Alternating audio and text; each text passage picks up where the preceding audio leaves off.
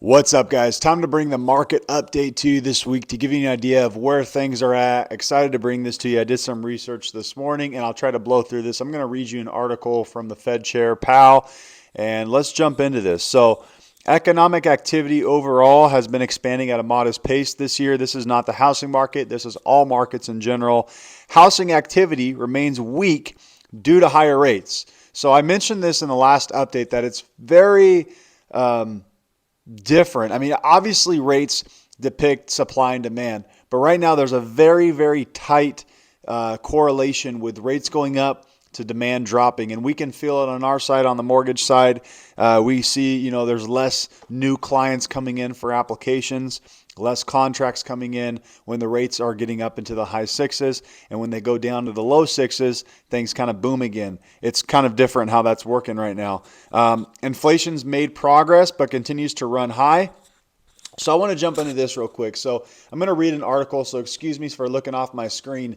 But Jay Powell says U.S. inflation battle not over, but defends the prudent pause. So we mentioned this last week how he was pausing any rate hikes. We've had, and I'm going to get into this, we've had a lot of consecutive rate hikes where we were at a 0% to now we're at 5 to 5.25%. And they're projecting that it could be at 5.5 to 5.75% by the end of the year. One thing they said for sure, and of course nothing's for sure, but they said that there will be no more, no rate cuts basically until 2024.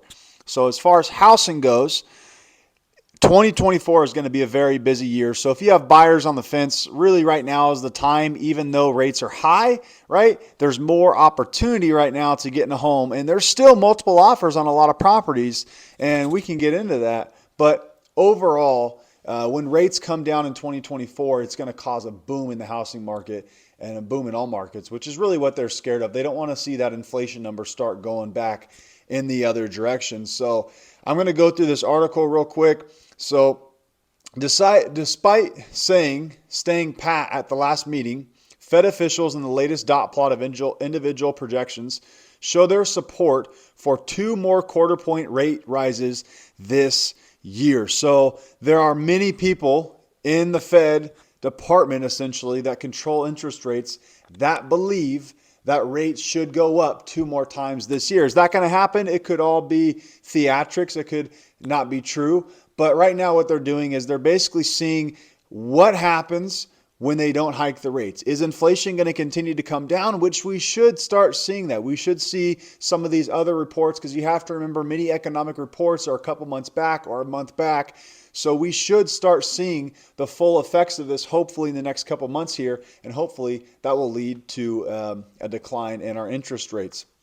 So nationwide, rates remain 6.75% roughly right now nationwide. This is just a rough idea, which is about 0.75% higher than this time last year.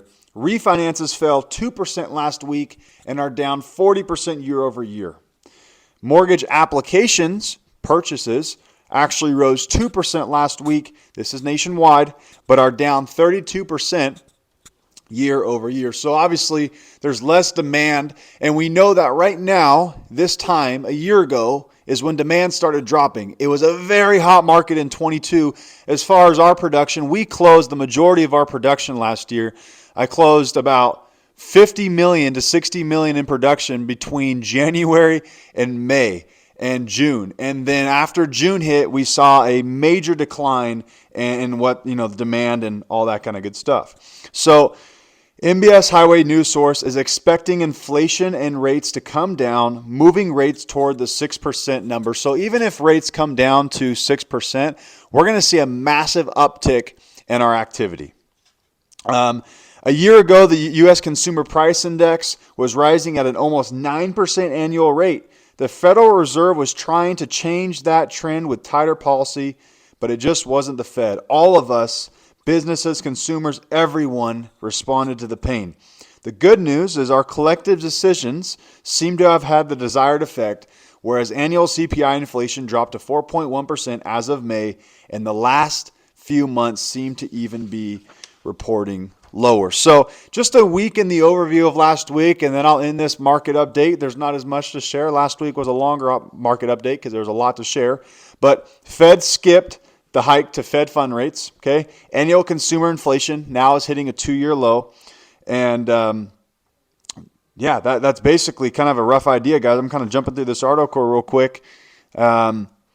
There's not much else to go over right now besides rates are hopefully going to come down, and we'll see what happens with that. We opened up the market today a little bit worse, unfortunately, due to the UK, which I didn't. I'm not sure if I mentioned that. I may have. That the UK inflation rate actually rose, accelerating to 7.1%, the highest level in years. So I think that's some of the worry is, with the Feds and just other economic people, they're worried that us stopping the rate hikes are going to cause the market to turn around and inflation to start going back up. But I don't think that's going to happen because, in just my personal and professional opinion, the data hasn't fully caught up yet. So I think we're going to really start seeing some really favorable reports, hopefully in July and August. And we'll see what happens if they raise again. But keep in mind, if they start doing rate cuts and mortgage rates get down into the 5s, things will blow up. We have no inventory. There's already multiple offers on many properties.